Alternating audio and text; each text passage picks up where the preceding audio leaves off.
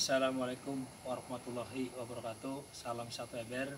Alhamdulillah, pada kesempatan siang hari ini saya ingin berbagi pengalaman tentang budik damber. Dalam hal ini yaitu tentang pemeliharaan. Salah satunya adalah pengamatan kualitas air. Jadi pengamatan kualitas air sangat penting ya, karena ini berkaitan dengan kehidupan atau kenyamanan daripada ikan yang kita tebar di dalam budik damber ini. Ini ada beberapa alat. Ini refraktometer ya, fungsinya untuk mengukur kadar garam. Kemudian ini ada pH meter, fungsinya untuk mengukur pH ya. Kemudian ini termometer, fungsinya untuk mengukur suhu ya, atau kelembabannya suhu ya. Bapak, Ibu, dan saudara-saudara pecinta budik damber, dalam hal pemeliharaan ini tentunya perlu kita ketahui bahwa ikan lele itu akan tumbuh dengan normal itu pada kisaran suhu 20 sampai 32 derajat Celcius. Jadi bila mana di bawah itu ataupun di atas itu, Bapak, Ibu, dan saudara sekalian harus waspada, karena normalnya 20 sampai 32. Bisa jadi kalau terlalu panas, mungkin karena sinar matahari yang terlalu menyinar terlalu kencang, maka seperti saya ini, kita lihat di atas ini untuk mengantisipasinya dengan membuat paranet, sehingga cahaya masuk dan suhunya insya Allah tidak terlalu panas, tetapi matahari bisa masuk dengan baik. Kemudian untuk pH-nya, pH yang sangat dibutuhkan untuk kehidupan ikan lele ini yaitu pH 6,5 sampai 8,5. Jadi kita ukur dengan pH ini. Bila mana pH tersebut lebih rendah ataupun lebih di atas, maka bisa kita harus waspada bahwa kehidupan ikan lele nantinya tidak akan nyaman. Maka boleh kita netralkan dengan pengolahan air ya, yaitu dengan menggunakan pengapuran, atau juga bisa menggunakan hidrologi juga bisa. Nanti kita proses airnya, kemudian kita endapkan, dan pada saat pergantian air bisa kita masukkan ke ini. Insya Allah nanti suhunya pH-nya akan netral. Kemudian untuk suhu sudah tadi ya. Untuk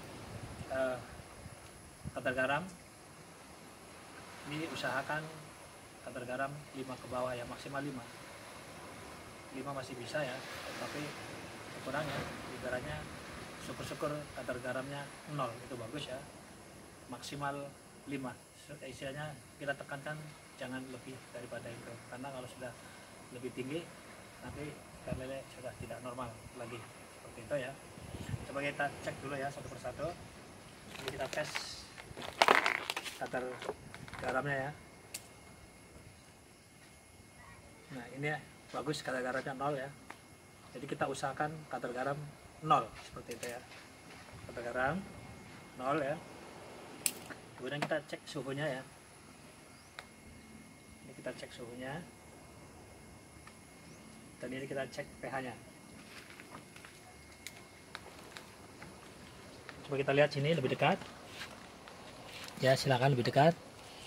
Nah, itu masih bergerak ya. Kita cek dulu suhunya. Ini suhunya 30, berarti normal ya. Alhamdulillah suhunya normal. Kita pindah lagi ke sebelahnya, nanti berapa suhunya. Nah, kita lihat. Ini agak dalam ya. Kita lihat, nah ini pH-nya 7,5. Arti 7,49 ya, turun lagi. Nah, ini masih berubah-ubah. 7,47 ya, berarti ini termasuk normal ya. Coba kita pindah lagi yang sebelahnya ya.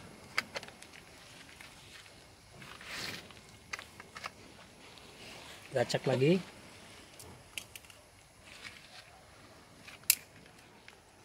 Kadar garamnya 0 ya, ini bagus. Kemudian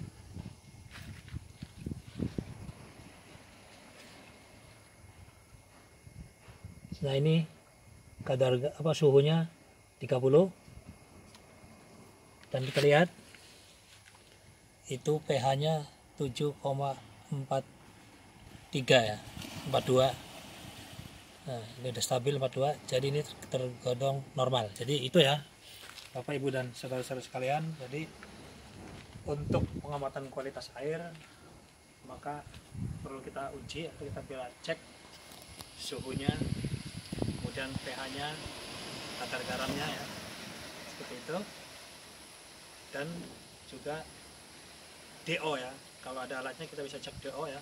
Jadi DO nya minimal 3. Jadi kalau kita DO nya rendah, maka kita harus waspada. Boleh juga digunakan aerasi atau aerator ya. Jadi bedik damar ini diberi aerasi, diberi oksigen. Jadi dia pH-nya bisa meningkat. Jadi ini minimal 3 ya, DO nya, yaitu oksigen terlarutnya 3. Tetapi kalau dengan penggunaan aerasi atau aerator, nanti DO nya akan meningkat seperti itu. Jadi oksigennya di dalam air dia akan lebih banyak, insya Allah akan bagus. Kemudian untuk kekeruhan, misalnya ikan lele itu sebenarnya dia suka dengan kondisi yang keruh pun dia bisa bagus, bisa hidup, bahkan berlumpur pun dia bisa hidup, karena dia memiliki semacam alat bantu pernapasan, yaitu yang terletak atau rongga pernapasan yang terletak di bagian atas insang, dia yang berfungsi untuk membantu pernapasan daripada ikan lele. Makanya ikan lele sering naik ke atas ya, itu untuk mengambil oksigen. Itu namanya labirin ya, atau bahasa kerennya arboris can, seperti itu. Jadi ikan lele seperti itu ya, dia sering ke atas. Tetapi kalau air keruhnya berlebihan juga itu berbahaya, karena hubungannya dengan DO tadi, dengan oksigen yang terlalu tadi.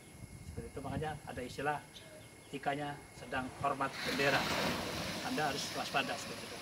Walaupun sifat lele memang dia sering ngapung ke atas, sering lompat-lompat seperti itu, karena itu tadi dia menghirup udara ke atas seperti itu, dan patut kita waspadai. Jadi ya Bapak Ibu dan saudara-saudara sekalian, jadi kita pertahankan atau kita usahakan bahwa apa yang saya sebutkan tadi di dalam kondisi normalnya seperti itu. Jadi kalau ada kondisi yang tidak normal, Bapak Ibu boleh harus waspada dan harus mengambil tindakan yang baik. Saya kira itu yang perlu saya sampaikan, lebih kurangnya saya mohon maaf. Dan saya akhiri bila topik pada. Assalamualaikum warahmatullahi wabarakatuh. Salam September, bye, semangat.